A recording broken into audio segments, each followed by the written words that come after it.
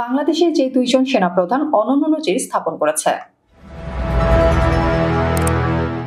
বাংলাদেশের ইতিহাসে গণতন্ত্র পুনরুদ্ধারে দুইজন সেনাপ্রধান নজির স্থাপন করেছেন, রচনা করেছেন নতুন ইতিহাস।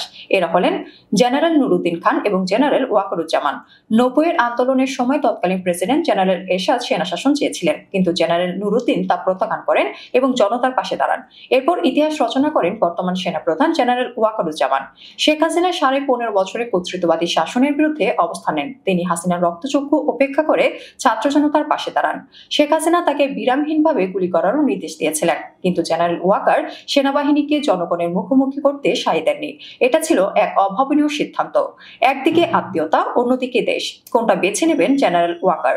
সে সময় এটাই ছিল মুখ্য প্রশ্ন, কিন্তু শেষ পর্যন্ত তিনি দেশ ও গণতন্ত্রের পক্ষে অবস্থান নিয়ে অনন্য ইতিহাস নির্মাণ করেন। ৬ মাস পরেও তিনি তার অবস্থানে অনড় রয়েছেন। দ্রুত নির্বাচনের পক্ষে তার অবস্থান জনন্দিত হয়েছে। জেনারেল ওয়াকার একাধিকবার বলেছেন, দেশটা আমাদের সবার, সেনাবাহিনী আলাদা কোনো দ্বীপের বাসিন্দা নয়, তাই আমরা জনগণের পাশেই থাকবো, এটাই আমাদের প্রতিশ্রুতি। উল্লেখ্য, সেনাপ্রধান জেনারেল ওয়াকারুজ্জামান না থাকলে দেশটা মেশাকার হয়ে যেত বলে মন্তব্য করেছেন রাওয়া ক্লাবের চেয়ারম্যান কর্নেল অবসরপ্রাপ্ত মোহাম্মদ আব্দুল হাই। জুলাই আন্দোলনের কথা স্মরণ করে সম্প্রতি একটি মাল্টিমিডিয়াকে দেওয়া সাক্ষাৎকারে তিনি এই মন্তব্য করেন। তিনি বলেছেন, ৫ আগস্ট জেনারেল ওয়াকারুজ্জামান ছিলেন মুসা আলাইহিসসালামের মতো, অর্থাৎ ফেরাউনের ঘরে লালিত পালিত হয়েছেন। কিন্তু মুসা আলাইহিসসালাম কি ফেরাউনের পক্ষে ছিলেন? তার যে বিশাল একটা দিল, মানবতাবোধ, আল্লাহর যে ভয়, সততা, নিষ্ঠা, দেশপ্রেম, এটা একেবারে অসাধারণ।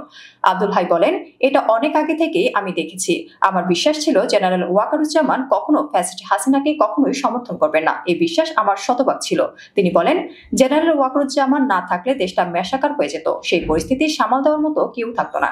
এই দেশটা চিরদিনের জন্য দখল করে ফেলতো।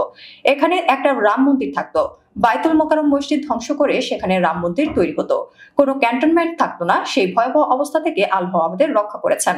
আব্দুল হাই বলেন, জাতি হিসেবে যদি আমরা সত্যিকারের কৃতজ্ঞ জাতি হয়ে থাকি, জেনারেল ওয়াকারুজ্জামান মানুষের মনের মণিকোঠায় চিরদিন মূলায়িত হবেন অসাধারণ মানুষ হিসেবে। তিনি বলেন, শেখ হাসিনাকে ক্ষমতায় বসিয়েছিল ভারত, হাসিনা থাকা মানে দেশটা ইন্ডিয়া, এখন শেখ হাসিনা সেখানেই আছে।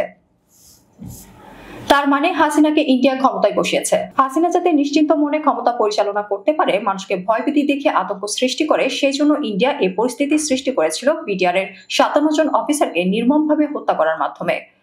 হাসিনা বুঝাতে চেয়েছিল, তোমরা কিছুই না, আমরা তোমাদেরকে যে কোনো সময়ে সাইজ করতে পারি। তিনি আরো বলেন, বিডিআর হত্যাকাণ্ডের কারণেই হাসিনা দীর্ঘ ১৫ বছর ক্ষমতায় থাকতে পেরেছিল। তা না হলে শেখ হাসিনা এতদিন ক্ষমতায় থাকার মতো তার সেই যোগ্যতাও ছিল না, সেই ক্যাপাসিটিও ছিল না। সেজন্য ইন্ডিয়া এই কাজটা ঘটিয়েছে। সেটা করেছে হাসিনার দোসরদেরকে দিয়ে। তারা পলিটিক্যাল নেতারা সবাই এই হত্যাকাণ্ডের সঙ্গে জড়িত ছিল।